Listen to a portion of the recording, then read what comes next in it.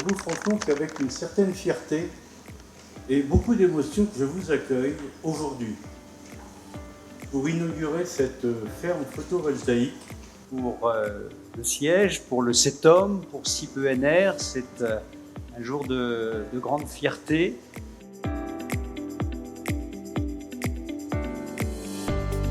C'est un site qui a servi d'enfouissement pour les déchets ménagers jusqu'en 2021, je crois, date à laquelle il a été complètement, totalement fermé. C'est pourquoi, effectivement, on a pensé à une reconversion.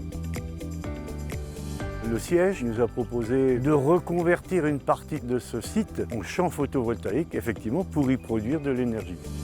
Le projet a commencé en 2019, donc par les études. Nous avons obtenu le permis de construire en 2023. Par la suite, nous avons dû candidater à un appel d'offres de la Commission de régulation de l'énergie pour obtenir un tarif de complément de rémunération.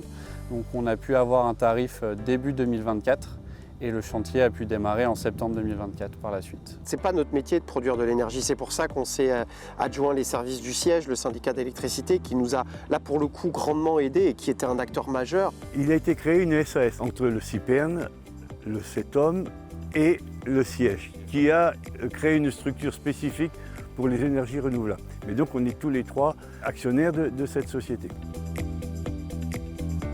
On est sur des anciens casiers de déchets d'ordures ménagères de toute catégorie. Les casiers en dessous nous empêchaient de creuser et de faire des fondations, donc on a dû mettre des longrines pour stabiliser la pose de panneaux photovoltaïques. Et également des contraintes liées au réseau de biogaz, notamment en phase développement. On a déterminé qu'un recul minimum de 3 mètres devait être retenu pour l'installation des premiers modules photovoltaïques par rapport au réseau de biogaz pour éviter tout risque. C'était 86, mais... Côté écologie, donc on a respecté plusieurs mesures qui étaient indiquées dans l'étude d'impact. Nous avons également réalisé des mesures préventives vis-à-vis de la faune et de la flore. Nous avons donc respecté un calendrier écologique pour l'intervention des travaux.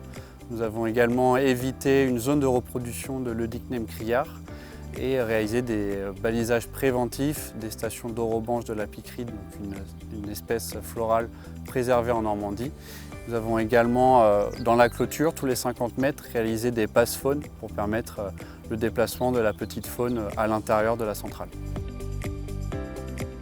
Le CETOM, il a mis à disposition le site. On reste propriétaire du site, c'est un site qui reste sous surveillance et on a mis à disposition ces 17 hectares et qui permettent de développer 4,5 hectares de panneaux aujourd'hui. Il y a environ 16 520 panneaux qui sont installés, ce qui représente une puissance crête d'un peu plus de 10 MW. Et ils produiront chaque année environ 11,5 gigawattheures par an. C'est une énergie qui est produite localement, qui sera consommée localement, injectée dans le réseau. Énergie verte, c'est une part significative de la production d'énergie renouvelable dans le département de l'Eure. L'investissement global pour un projet comme celui-ci, c'est 9 millions d'euros environ. Il est financé par 1 million de fonds propres, c'est-à-dire les différents actionnaires de la SAS, et 8 millions, c'est de la dette bancaire qui sera remboursée sur les 20 années que durera l'exploitation certaine du projet. À la fin de cette exploitation, 3 options sont possibles. Soit nous décidons de démanteler la centrale, soit nous décidons de continuer l'exploitation du parc, soit nous décidons de laisser la centrale au propriétaire du site, donc au CETOM.